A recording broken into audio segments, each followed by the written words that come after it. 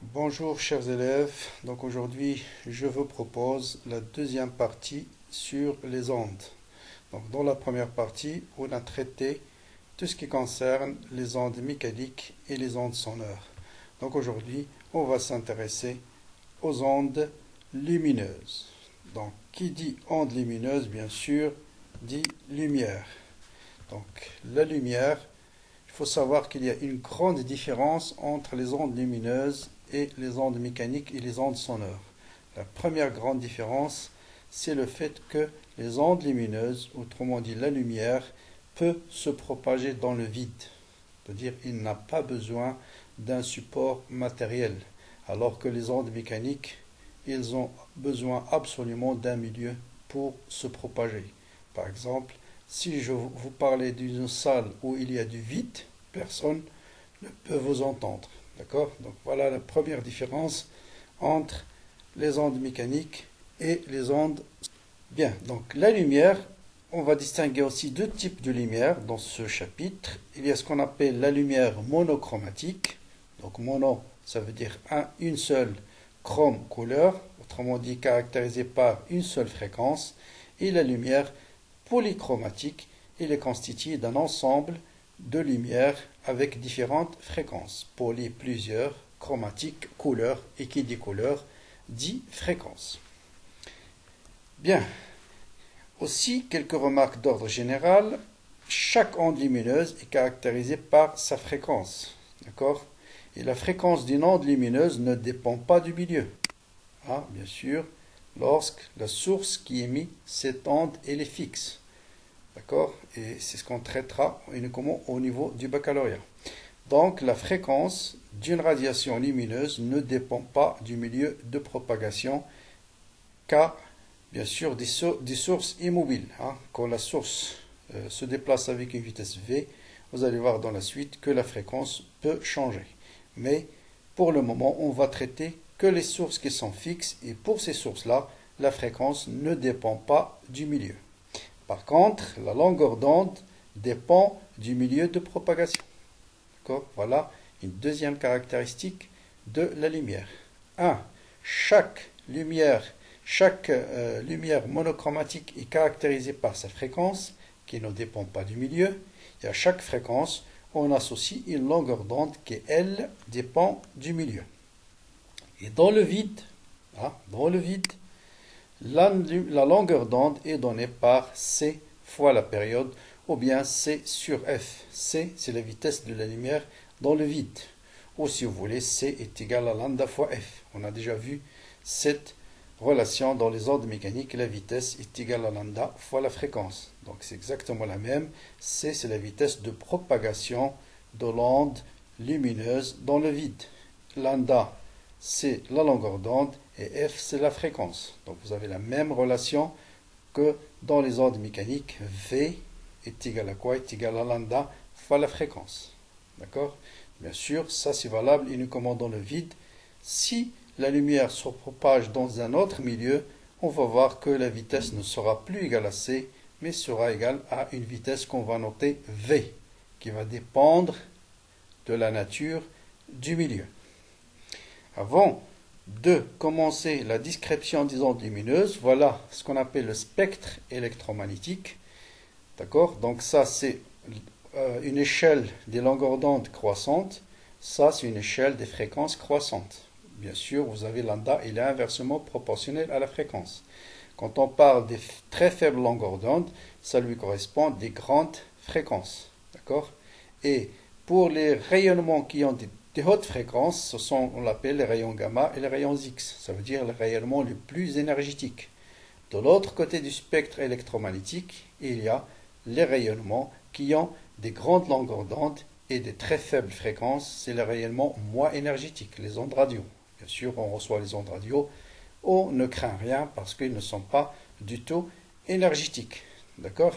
Et entre les deux, vous avez un petit domaine que l'œil humain peut percevoir, c'est ce qu'on appelle le spectre visible.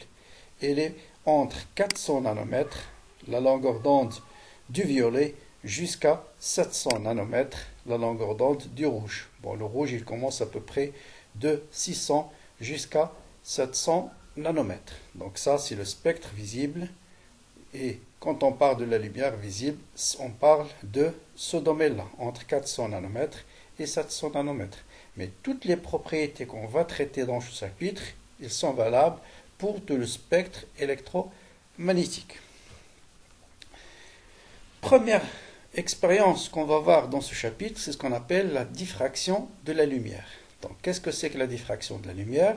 C'est le phénomène qu'on observe lorsqu'on envoie un rayonnement lumineux monochromatique à travers une fente de largeur ou de diamètre ou de l'ordre de grandeur de la longueur d'onde.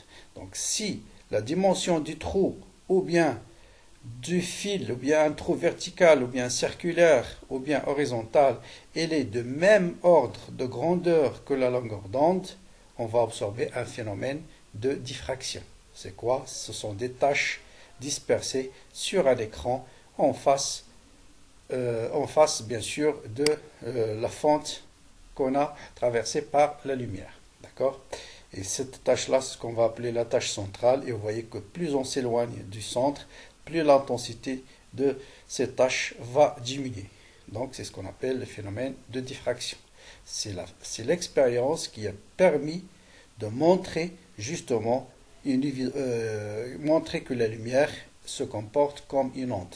Parce que ce phénomène, on ne peut pas l'expliquer, sauf si on admet que la lumière est une onde. D'accord? Donc le caractère ondulatoire a été mis en évidence par cette expérience. Et pratiquement dans tous les examens du baccalauréat, vous avez des questions sur les propriétés de cette expérience-là. D'accord? Donc on va voir quelles sont les choses vraiment à retenir concernant la manip de diffraction. Donc voilà ce qu'il faut retenir sur cette manip de diffraction.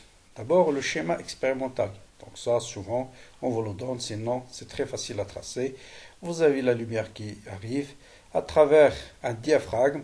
Ici vous avez une fente de largeur ou de diamètre petit a.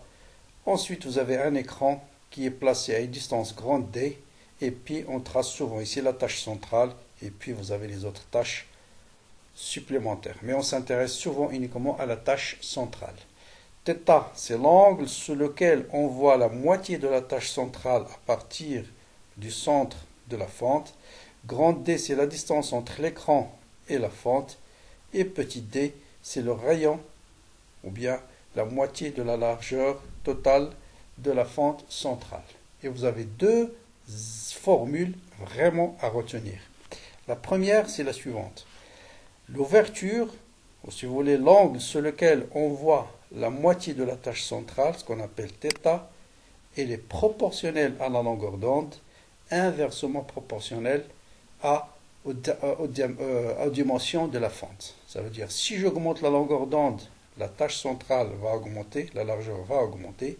Si j'augmente la largeur de la fente, la largeur centrale va diminuer. D'accord? Donc il est proportionnel à lambda, θ est proportionnel à lambda, inversement proportionnel à 1. La seule formule qu'il faut retenir. Bon, la suivante, vous n'avez pas besoin de l'apprendre par cœur, on la démontre très facilement.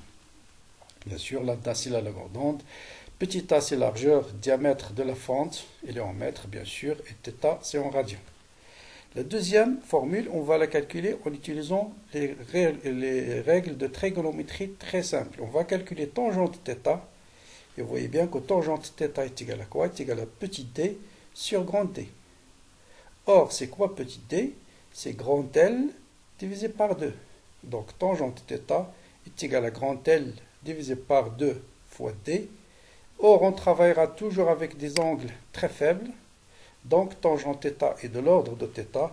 Et par conséquent, θ, qui est égal à lambda sur A, d'après la première expérience, est égal à L sur D, d'après cette deuxième formule. Et donc, on arrive à lambda, cette formule vraiment à retenir par cœur.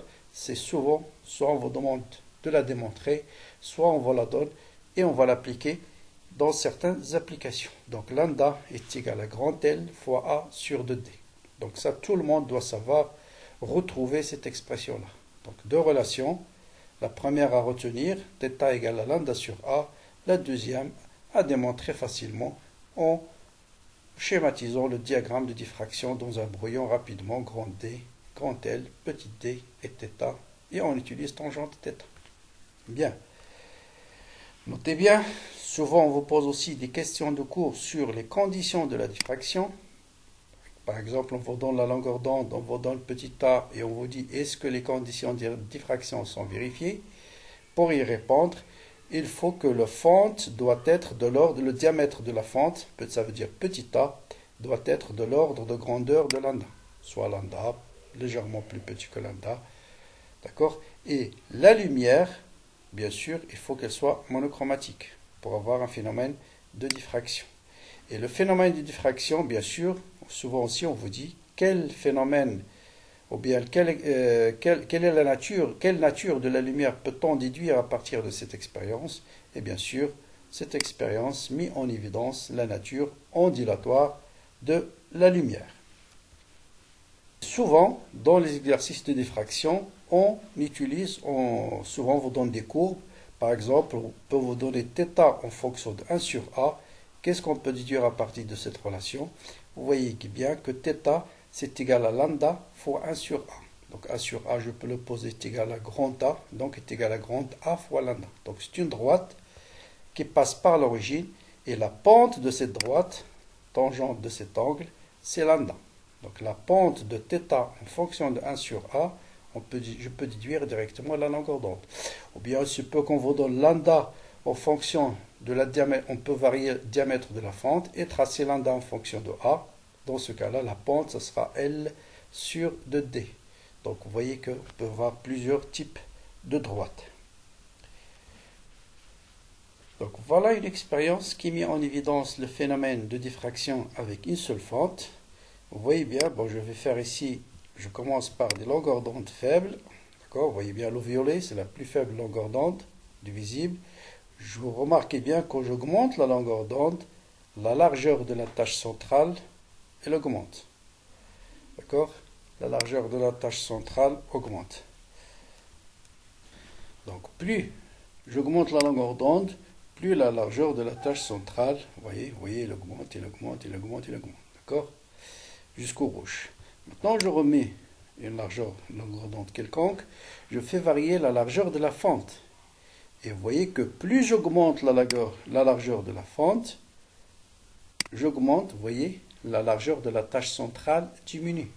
Ça veut dire θ est inversement proportionnel à, la largeur de la fente, d'accord, qui est en fait θ, est inversement proportionnelle à la largeur de la fente, à la largeur par laquelle passe bien sûr la largeur des fentes, la largeur à travers laquelle, qui est traversée par la lumière. Donc je reprends, je mets une largeur faible, j'augmente juste, j'ajoute sur la longueur d'onde, vous voyez, quand j'augmente la longueur d'onde, la largeur de la tache centrale augmente. D'accord?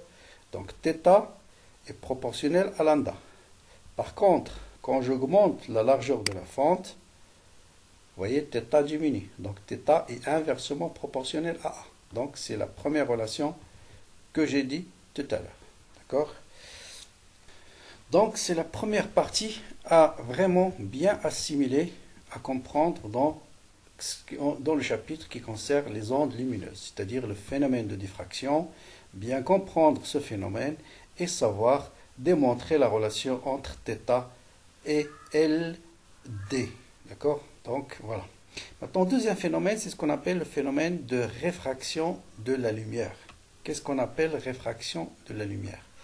Eh bien, la réfraction de la lumière, c'est tout simplement le changement de direction que subit un rayon lumineux quand il traverse la surface qui sépare deux milieux. Supposez ici, vous avez l'air et vous envoyez de la lumière, de l'air vers l'eau, dans un verre d'eau qui est rempli avec l'eau.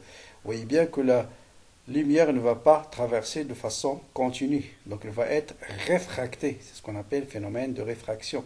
La direction va changer à la surface de l'eau. C'est pourquoi, quand vous observez de l'eau, par exemple, de l'extérieur, vous voyez des objets qui sont très très proches, alors que réellement, ils sont très loin. Donc, c'est dû à ce phénomène de réfraction. Donc voilà quelques notations à retenir dans ce qui concerne la réfraction. Donc ça c'est le plan qui sépare deux milieux, un milieu d'indice N1 et un milieu d'indice N2. L'indice, chaque milieu va être caractérisé par ce qu'on appelle un indice de réfraction. Ça c'est la normale, c'est-à-dire la perpendiculaire à la surface qui sépare les deux milieux. Et notez bien la définition des angles. I1, c'est l'angle entre la normale, c'est-à-dire entre la perpendiculaire et le rayon incident, et non pas cet angle-là. Et I2, c'est l'angle entre le rayon réfracté et toujours la perpendiculaire, et non pas cet angle-là. Donc à bien comprendre la signification de ces deux angles. D'accord? Donc on note I1, l'angle entre le rayon incident et la perpendiculaire qui sépare les deux milieux, et I2, l'angle entre le rayon réfracté et la perpendiculaire qui sépare les deux milieux. Donc vous voyez bien la notion de réfraction par opposition à la réflexion, ça veut dire l'angle qui va être réfléchi, qui veut dire qu'il va revenir dans le même milieu. On a défini qu'est-ce que c'est que l'angle. Bon, cet angle-là, c'est ce qu'on appelle l'angle d'incidence, et cet angle-là, c'est l'angle de réfraction. Donc on va définir maintenant les lois qui régissent cet angle-là et les indices de réfraction. Et c'est ce qu'on appelle les lois de Descartes. Première loi de Descartes, il dit quoi? Le rayon réfracté, le rayon incident et l'anormal appartiennent au même plan. Ça veut dire si vous avez un rayon lumineux, il ne va pas réfracter dans une direction, dans un autre plan. Il va rester toujours dans le plan qui est défini par l'anormal et la perpendiculaire, c'est-à-dire le plan de l'ordinateur. Autrement dit, vous ne pouvez pas avoir un rayon qui vient ici et qui va être réfracté vers vous ou bien derrière l'ordinateur. D'accord? Ils appartiennent, c'est-à-dire ce rayon-là, rayon incident, rayon réfracté et la normale, c'est-à-dire la perpendiculaire à la surface qui sépare les deux milieux, appartiennent au même plan. C'est ce qu'on appelle le plan d'incidence. D'accord? Deuxième loi, qu'est-ce qu'il nous dit? Il nous dit tout simplement que ces angles-là ne sont pas définis arbitrairement. C'est-à-dire, si vous envoyez un rayon lumineux avec une incidence N1, vous connaissez la nature des deux milieux, vous pouvez déduire avec certitude l'angle que va faire le rayon réfracté avec la normale. Et cet angle-là, il est donné par ce qu'on appelle les lois de Descartes. N1 sinus I1, N1 c'est l'indice de réfraction du milieu 1, le premier milieu traversé par la lumière, multiplié par sinus I1, I1 c'est l'angle entre la perpendiculaire et le rayon incident, doit être absolument égal à N2, l'indice de réfraction de ce milieu, fois sinus I2. I2 c'est l'angle entre le rayon réfracté et la perpendiculaire. Bon, des fois on le note sinus R. Peu importe, l'essentiel, sinus cet angle. Je peux l'appeler θ, gamma, ce que vous voulez. Si je l'appelle gamma, ça sera sinus gamma. Il ne faut pas prendre les formules par cœur. Il faut comprendre la signification de chaque angle. Et on peut avoir deux cas possibles. Soit N2 supérieur à N1, soit N2 plus petit que N1. Si l'indice de réfraction de ce milieu est plus grand que l'indice de réfraction du premier. C'est le cas par exemple lorsqu'on passe de l'air vers l'eau. Ça veut dire quoi? Si N2 est supérieur à N1. Donc ça veut dire qu'on doit avoir sinus I2 plus petit que sinus I1. Autrement dit, puisque sinus est croissante, I2 doit être plus petit que I1. Donc l'angle I2, voilà l'angle I1 entre la normale et le rayon incident. Donc le rayon réfracté doit faire un angle I2 qui doit absolument être plus petit que I1. Donc si je passe d'un milieu d'indice de réfraction vers un milieu d'indice plus grand, le rayon se rapproche de la normale. Il se rapproche de la normale. Ça veut dire quoi? Ça veut dire même si j'envoie un rayon avec un angle d'incidence maximum qui est 90 degrés, je vais avoir toujours un rayon réfracté dans le milieu 2. Parce que vous avez I2, il est plus petit que I1. Voyons un peu le deuxième cas.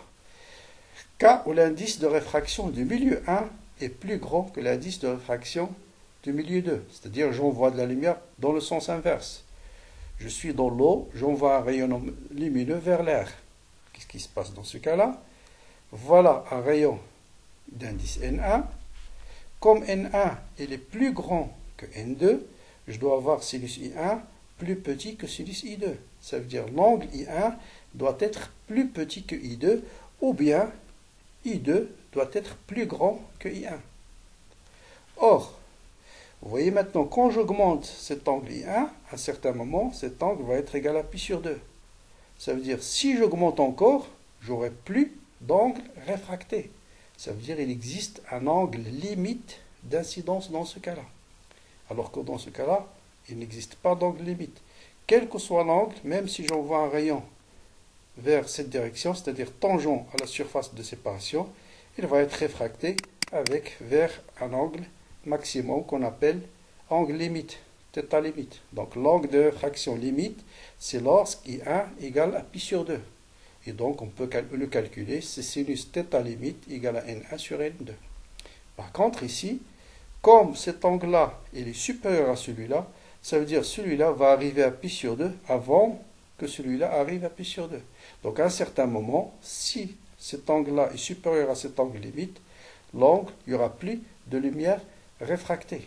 Et ça, je vais vous le montrer par expérience tout à l'heure dans le prisme. D'accord? Est-ce que c'est bien compris ces notions de les lois de Descartes? C'est extrêmement simple. Ils vous disent N1 sinus I1 égale N2 sinus I2. Maintenant, si vous avez compris, si j'envoie un rayon maintenant perpendiculaire à la surface qui sépare les deux, quel sera l'angle que va faire ce rayon lumineux avec la normale?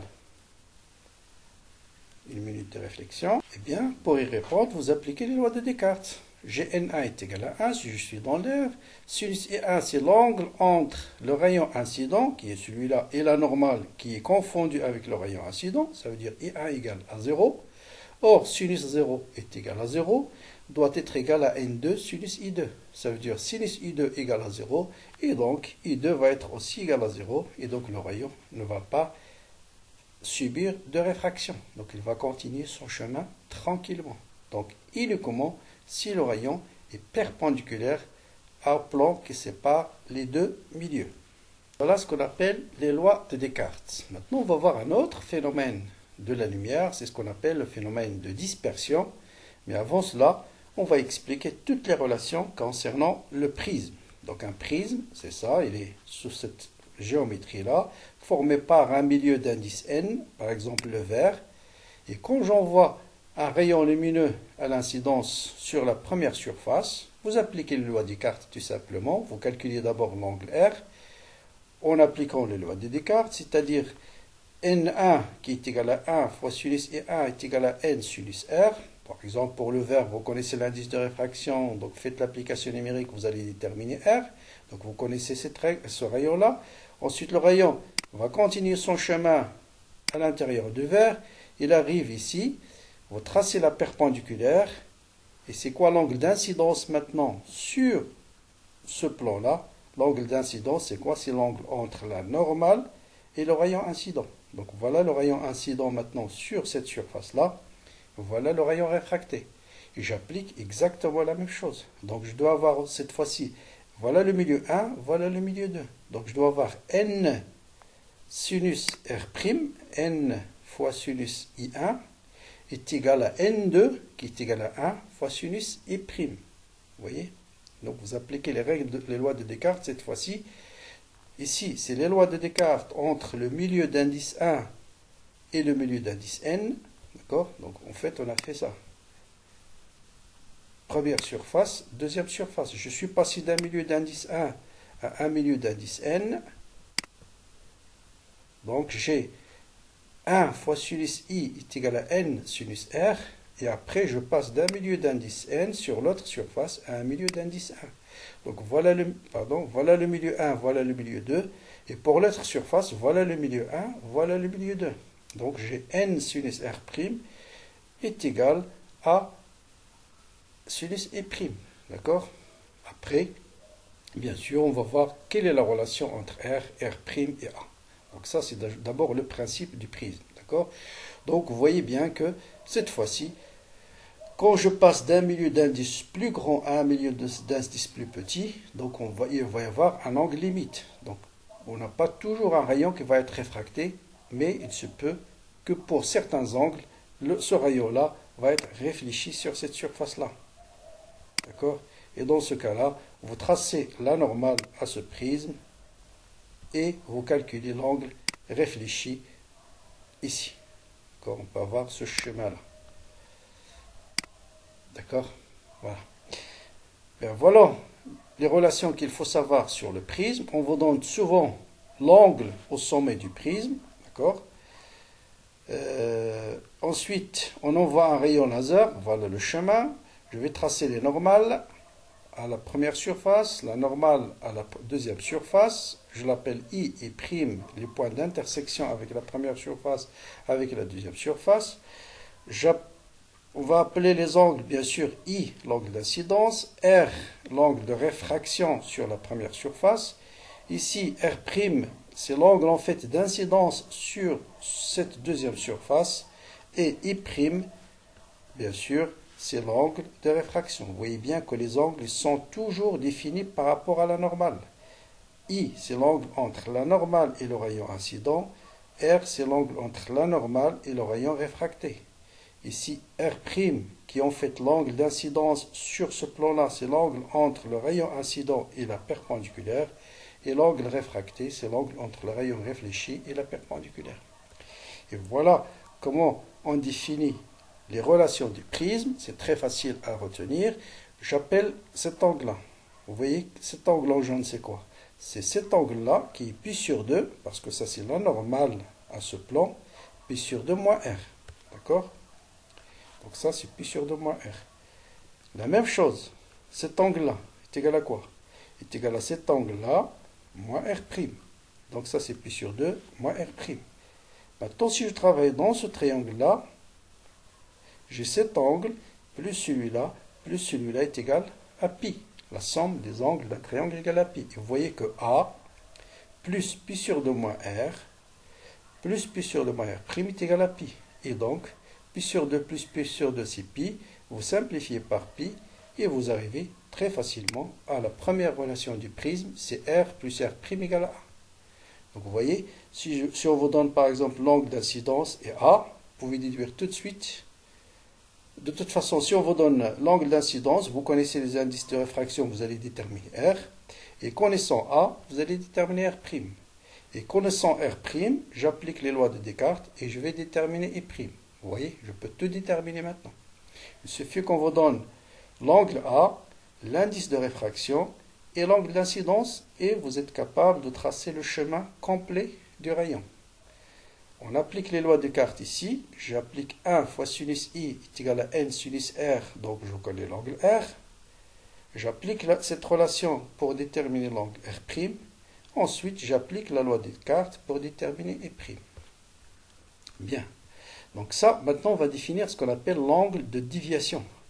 C'est-à-dire l'angle que fait l'angle incident, qui est celui-là, avec l'angle à la sortie du prisme. Et entre les deux, on va définir un angle qu'on appelle D, c'est-à-dire déviation. Ça, c'est la déviation sur le premier plan. Ça, c'est la déviation de rayon par rapport au deuxième plan. Et ça, c'est la déviation totale. Nous, ce qui nous intéresse, c'est la déviation que fait le prisme, mon shore, entre le rayon incident et le rayon réfracté à la sortie du prisme. Et cet angle-là, c'est grand D. Et on peut le calculer tout simplement par la relation suivante. Donc là, je passe sur l'autre plan pour calculer grand D. Vous voyez, grand D, c'est celui-là, et c'est cet angle-là. Grand D, c'est cet angle-là. Et vous voyez que cet angle, c'est l'angle extérieur au triangle IHI'. Ce triangle-là, cet angle-là, c'est l'angle extérieur à ce triangle. Ça veut dire cet angle-là, D, va être égal à cet angle-là, plus celui-là. Or, cet angle est égal à quoi? Est égal à celui-là, moins R. Et celui-là, tout cet angle-là, c'est I. C'est angle opposé. Donc cet angle est égal à I moins R. Vous voyez, c'est I moins R. Ensuite, j'ajoute cet angle-là, qui est le même que celui-là, moins R'. Et celui-là, c'est I'. Donc I' moins R'. Et vous voyez que D se calcule facilement. Donc D est égal à I moins R plus I' moins R, qui est égal à I plus I' moins R plus R'. On vient de montrer que R plus R' est égal à A. Donc D est égal à I plus I' moins A. Donc voilà la deuxième relation du prisme. Donc la première, c'est A est égal à R plus R'. La deuxième, c'est I plus I' moins A. Donc je reprends d'où vient cette relation. Ce qu'on appelle l'angle de déviation, c'est l'angle entre la suite du rayon incident, on suppose qu'il n'est pas dévié, voilà, et l'angle entre le rayon incident et l'angle réfracté à la sortie du prisme. Et l'angle entre les deux, c'est ce qu'on appelle l'angle de déviation du prisme. D'accord? Le rayon à l'intérieur du prisme, voilà la direction de la lumière, à la sortie, voilà la direction. Et l'angle entre la direction à l'entrée et la direction à la sortie, c'est ce qu'on appelle D. Et je reprends, le calcul est simple. Vous voyez que D, c'est l'angle extérieur à ce triangle. Donc c'est égal à ce triangle-là, cet angle plus celui-là. Celui-là, c'est I moins R. Celui-là, c'est I' moins R'. Et en utilisant R plus R' égale à A, voilà la deuxième relation du prisme. Maintenant, pourquoi on a introduit le prisme? Parce qu'il va nous aider à mettre en évidence une autre propriété de la lumière, c'est le phénomène de dispersion. Donc, c'est quoi le phénomène de dispersion? Donc, d'abord, on va rappeler, on l'a dit tout à l'heure, chaque radiation monochromatique est caractérisée par deux choses, la fréquence et la longueur d'onde. Et dans le vide, la longueur d'onde est donnée par quoi? Est donnée par la vitesse divisée par la fréquence. La longueur d'onde, c'est la vitesse divisée par la fréquence. C'est la même relation que nous avons vue pour les ondes mécaniques. Autrement dit, la vitesse, c'est égal à la longueur d'onde fois la fréquence. Donc ça, c'est la fréquence qu'on appelle nu. D'accord? Maintenant, dans un milieu transparent, comme le verre, la vitesse de la lumière n'est plus égale à C. La vitesse de la lumière change suivant la nature du milieu. Et dans un milieu, par exemple dans le verre, la vitesse de la lumière devient C sur N. Autrement dit, l'indice de réfraction d'un milieu, c'est le rapport entre la vitesse de la lumière dans le vide et la vitesse de la lumière dans ce milieu. Donc, d'accord? Donc, l'indice de réfraction, par définition, N est égal à quoi? Est égal à C sur V. On peut définir, c'est ça la définition de l'indice de réfraction. L'indice de réfraction d'un milieu, c'est le rapport entre la vitesse de la lumière dans le vide et la vitesse de la lumière dans ce milieu. D'accord? Puisque la vitesse de réfraction, maintenant, vous voyez que l'indice de réfraction est lié à la vitesse. Donc, je peux calculer la longueur d'onde dans ce milieu transparent. Donc, ça, c'est la longueur d'onde dans le vide. Donc, la longueur d'onde dans le milieu transparent, par définition, est égale à la vitesse de la longueur d'onde divisée par la fréquence. D'accord? Ici, on a dit C sur F parce qu'on est dans le vide. Mais si on est dans un autre milieu, la longueur d'onde, par définition, c'est toujours la même définition, c'est la vitesse de la longueur d'onde divisée par la fréquence. Or, la vitesse est égale à quoi? Est égale à C sur N. Donc, je remplace la vitesse par C sur N. Et C divisé par la fréquence, c'est tout simplement lambda 0, la longueur d'onde dans le vide. Et vous voyez que la longueur d'onde change suivant la nature, suivant l'indice de réfraction du milieu. D'accord? Donc, il change, autrement dit, l'indice de réfraction varie avec la longueur d'onde. L'indice de réfraction, d'accord, dépend maintenant de la longueur d'onde. Bien, donc cette relation aussi, souvent, on vous demande de la démontrer, il faut absolument le connaître, la relation entre la longueur d'onde dans le vide et la longueur d'onde dans un milieu. Vous voyez bien que la longueur d'onde diminue lorsqu'on passe du vide vers un milieu d'indice n, parce que l'indice de réfraction il est toujours supérieur à 1. D'accord? Maintenant, on va passer à l'expérience de réfraction. Donc l'expérience de réfraction, donc ça c'est la normale. D'accord? Donc vous voyez bien que si j'envoie la lumière blanche On va voir que cette expérience va mettre en évidence le fait que la lumière blanche n'est pas une lumière monochromatique, c'est une lumière polychromatique. Elle contient plusieurs longueurs d'onde. Comme on le met en évidence, on envoie ces longueurs d'onde avec le même angle d'incidence. Il arrive à la surface du prisme. Comme l'indice de réfraction va changer suivant la longueur d'onde, d'accord? Donc si j'ai ici plusieurs longueurs d'onde, chaque longueur d'onde va avoir un indice de réfraction différent. Or, si l'indice de réfraction est différent, d'après les lois de Descartes, si n change, bien sûr, r va changer. D'accord? I, il est le même pour toutes les longueurs d'onde. Mais chaque longueur d'onde va avoir chaque longueur d'onde va avoir un indice différent, parce que l'indice n dépend de la longueur d'onde. C'est ce qu'on appelle un milieu dispersif. Et si la longueur d'onde est grande, d'accord, vous voyez bien que si lambda est grande, si lambda pour la lumière qui possède une grande longueur d'onde, l'indice n va être très petit. Et si n est petit, d'accord, si r va être très grand. D'accord? La longueur d'onde, on a dit pour une longueur d'onde très grande, c'est-à-dire le rouge, d'accord? Pour le rouge, va avoir un R très grand. D'accord?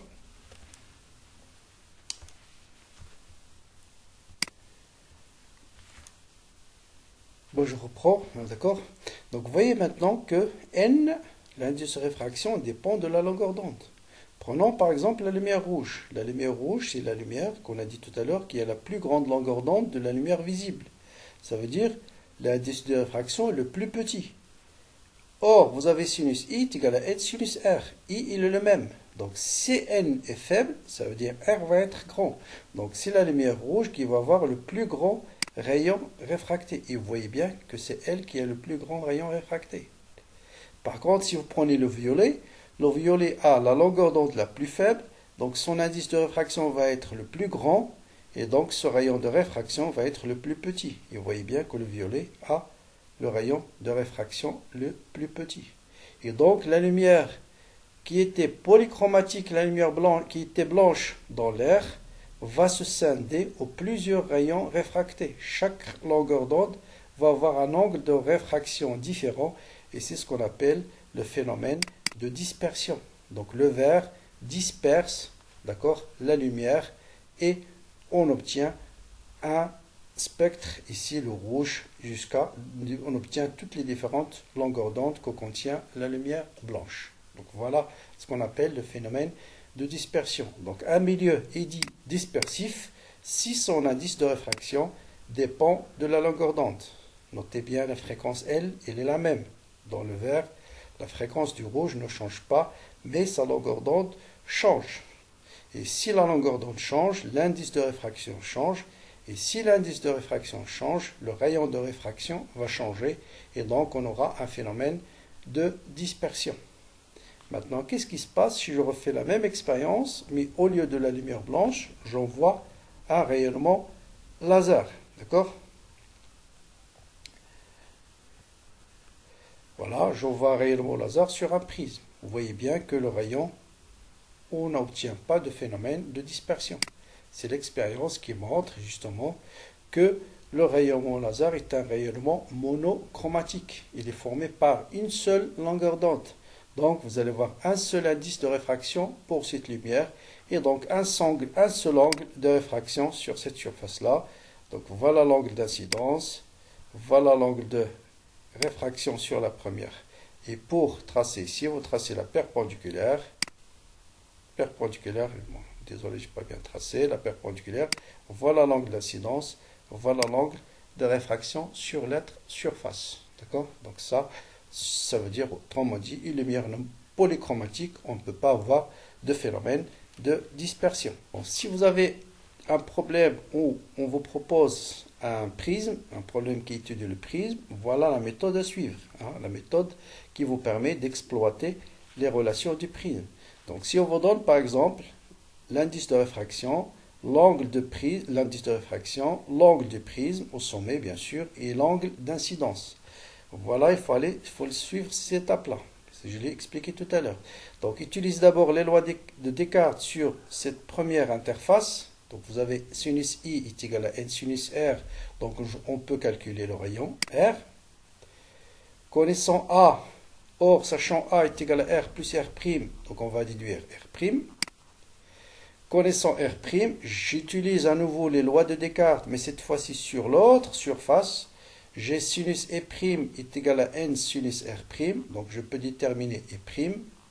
Et connaissant E', I et A, on peut déterminer l'angle de déviation. Vous voyez qu'on peut tout déterminer. Par contre, si on vous donne par hasard I', A et N, il faut faire les mêmes étapes, mais il faut commencer par 4, ensuite 3, 2, 3 et ainsi de suite. Bon, ça d'ailleurs 1, 2, 3 et non pas 1, 3, 2. Donc voilà.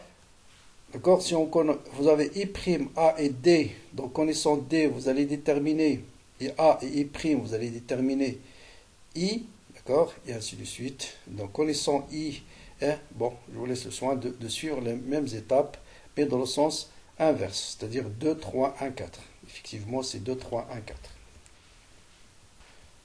D'accord, donc si on vous donne, je répète, si on vous donne I', A et N, on commence par l'étape 2. Hein. Connaissant I', bien sûr, N, utilisant les lois de Descartes, vous allez déterminer I'. Hein, ce qu'on avait fait sur cette surface, cette fois-ci, on va le faire sur l'autre surface. Si je connais I', bien sûr, je peux déterminer, je peux déterminer ici R', d'accord? D'accord, hein? Bien, une fois qu'on a déterminé R', bien sûr, on va appliquer R est égal à A moins R', donc on connaît R. Si je connais R, j'applique la relation A, je peux déterminer I. Et si je connais I, bien sûr, je reviens à la relation 4 et je peux déterminer A. Vous voyez que l'ordre chronologique, on peut appliquer soit les relations 1, 3, 2, 4, soit 2, 3, 1, 4. Bien. Quelques remarques d'ordre général. Une onde lumineuse et la longueur d'onde la plus élevée dans le visible, c'est bien sûr le rouge. Un indice de réfraction, et pour le rouge, il a un indice de réfraction le plus faible, d'accord? Autrement dit, ça concerne la radiation rouge. Donc c'est la lumière rouge qui est la plus déviée par rapport à la normale, vous voyez, hein, qui est la plus déviée par rapport à la normale. Voilà la normale. Je l'ai pas tracé ici. Pardon. Aïe. Voilà la normale. Voilà. Et vous voyez que la lumière rouge, c'est celle la plus déviée par rapport à la normale. C'est la moins déviée par rapport au rayon incident. Donc ça, c'est le rayon incident. Donc c'est la moins déviée par rapport au rayon incident. Bon, ça, tout ça, on peut les déduire, comme j'ai dit, en appliquant les lois de Descartes. Donc voilà un peu ce qu'on appelle le phénomène de dispersion. Comment démontrer les relations qui concernent le prisme et comment calculer l'angle de déviation. Donc voilà maintenant l'expérience du prisme. Donc vous voyez, je commence par la lumière monochromatique. Donc je change l'angle d'incidence et vous voyez bien que l'angle de déviation, de réfraction change et on peut déterminer l'angle entre le rayon incident et le rayon réfracté. On peut déterminer l'angle de déviation. Si je prends maintenant la lumière blanche, vous voyez qu'on obtient ce qu'on appelle le phénomène de dispersion. Et vous voyez bien que c'est le rouge qui est dispersé, qui est l'angle de déviation le plus petit. Ensuite, le violet, l'angle de déviation le plus grand. Bien, tout à l'heure, je vous ai dit, quel que soit l'angle d'incidence, quand je pars d'un milieu d'indice plus petit vers un milieu d'indice plus grand, quel que soit l'angle d'incidence, vous avez toujours un rayon réfracté. Quel que soit l'angle d'incidence. Maintenant, vous allez voir que pour cette longueur d'onde et cet indice de réfraction, quand je augmente l'angle d'incidence ici, vous voyez à un certain moment, vous voyez que cet angle, pardon, je vais le fixer quelque part ici. Hop, voilà ici. Vous voyez que ici, l'angle d'incidence, cette fois-ci entre ce milieu d'indice plus grand que le deuxième milieu, il tend vers pi sur 2. Et à un certain moment, vous n'allez plus avoir l'angle de réfraction. Vous voyez, ça c'est l'angle limite. Maintenant, voilà, vous voyez, c'est l'angle limite. Voilà, c'est-à-dire l'angle de réfraction ici est égal à pi sur 2. Et pour des angles plus grands, il n'y aura plus de réfraction. Plutôt, vous allez avoir une réflexion sur cette surface et puis une réflexion sur l'autre. Donc voilà, on reprend la lumière blanche et vous voyez ce qu'on appelle le phénomène de dispersion. Donc vous voyez, phénomène de dispersion. Maintenant, on va faire un petit exercice d'application. De toute façon, je vais vous proposer une autre vidéo prochainement où je vais essayer de traiter tous les baccalauréats qui ont été proposés sur les ondes lumineuses depuis 2008 jusqu'à 2019, à l'image des vidéos que j'ai déjà postées, où j'ai traité par exemple tous les sujets sur le nucléaire depuis 2008 jusqu'à 2019, tous les sujets sur les ondes mécaniques depuis 2008 jusqu'à 2019. Bientôt, je vais faire la même chose pour les ondes lumineuses. Mais en avant-goût, on va traiter par exemple un examen type, le rattrapage 2012. On va dans le schéma de diffraction. Donc là aussi, je peux donner une remarque, je ne l'ai pas dit lors du cours. Notez bien que lorsque la fente elle est verticale, le schéma de diffraction il est horizontal. Et inversement. Donc la fente elle est horizontale, vous allez avoir un schéma de diffraction vertical. Ils sont toujours opposés. Bon voilà, on vous laisse le soin de lire l'énoncé. Ici on a fait un fil. L'essentiel des données sont la longueur L1 de la tâche centrale. On vous donne la distance D entre l'écran et la fente. Et on vous donne la largeur de la fente avec laquelle passe le laser avant qu'il soit diffracté. Donc vous voyez les questions classiques. Quelle est la condition que doit satisfaire la longueur d'onde pour avoir le phénomène de diffraction? Quelle nature de la lumière mise en évidence par cette expérience? Exprimer lambda en fonction de L1, D et A. Je peux vous dire ces trois questions, ils sont pratiquement toujours les mêmes dans les exercices de diffraction. Maintenant, voilà une application. On remplace, on a fait l'expérience avec une fente. Cette fois-ci, vous allez voir, l'une des utilisations de la diffraction, c'est de permettre de mesurer la taille des objets qui sont microscopiques, qu'on ne peut pas mesurer par une règle. On met à la place de la fente, par exemple, un fil de diamètre très très faible et connaissant sa tâche centrale et connaissant la même chose mais avec une autre fente qu'on connaît, par exemple avec 0,06, on va voir qu'on peut déterminer la largeur de ce fil. Bien. Bon, là, j'ai donné rapidement les solutions, les conditions que doit satisfaire la largeur de la fente. Bien sûr, il faut qu'elle soit de même ordre de grandeur de la longueur d'onde. Quelle expérience met en évidence, quelle est la nature mise en évidence par cette expérience? C'est la nature ondulatoire. Et ça, on l'a déjà parlé dans la vidéo. Ça, c'est des formules absolument, tout le monde doit savoir les retrouver facilement. Donc, je répète, seule chose qu'il faut retenir, c'est θ égale à lambda sur A. Mais ça, vous pouvez le démontrer facilement, même, c'est pas la peine de le retenir. Rapidement, vous notez tangente θ est égale à petit d sur grand D, et petit d, c'est L sur 2. Voilà, des fois on l'appelle L1, on peut le noter ici grand D, ici petit L, faites attention, c'est pour ça, il ne faut pas apprendre les formules, il faut savoir les retrouver. Et faites une application numérique, vous allez déterminer lambda égale à 700 nanomètres. Vous voyez, très classique. Maintenant, on remplace la plaque par un autre fil de diamètre inconnu. Et on connaît, par expérience, on va déterminer le diamètre de la tâche centrale et on va déduire le diamètre de ce fil. Bon, il suffit d'écrire la relation lambda est égale à L1 fois A sur 2D sur la première expérience et qui est égal à lambda fois L2 sur 2D fois D pour la deuxième expérience. Donc petit a pour la première expérience et L1 c'est la tâche de la largeur centrale qu'on avait obtenue. Et dans la deuxième expérience, on a remplacé petit a par petit d et la tâche centrale a changé et on a mesuré L2. Bien sûr, on utilise le même laser, même dispositif expérimental, c'est-à-dire la distance entre l'écran et la fente, elle est la même. Bon, on va faire le rapport entre les deux relations et on va déduire D est égal à 2 fois grand D fois lambda sur L2. Donc lambda, on connaît déjà d'après la première expérience.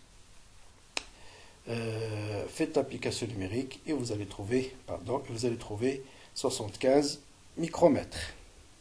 Alors, notez bien ici, on peut répondre à la question sans même connaître la longueur d'onde. D'accord? Vous voyez juste, il suffit de vous dire on utilise le même rayon laser et je fais dans ce cas-là L1 fois A sur 2D est égal à L2 fois petit d sur 2D. On simplifie par les 2D et vous allez voir L1 fois A est égal à L2 fois D.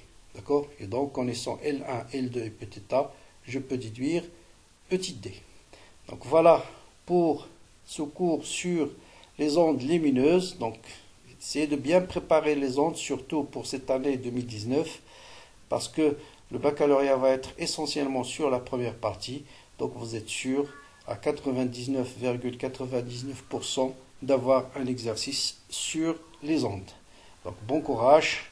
J'attends vos commentaires. Bien sûr, partagez au maximum la vidéo avec vos amis. Et si certains ont des questions, ils peuvent me l'indiquer par commentaire ou m'envoyer des messages. Et on peut organiser, bien sûr, une séance live pour répondre à vos questions. Bon courage et à très bientôt.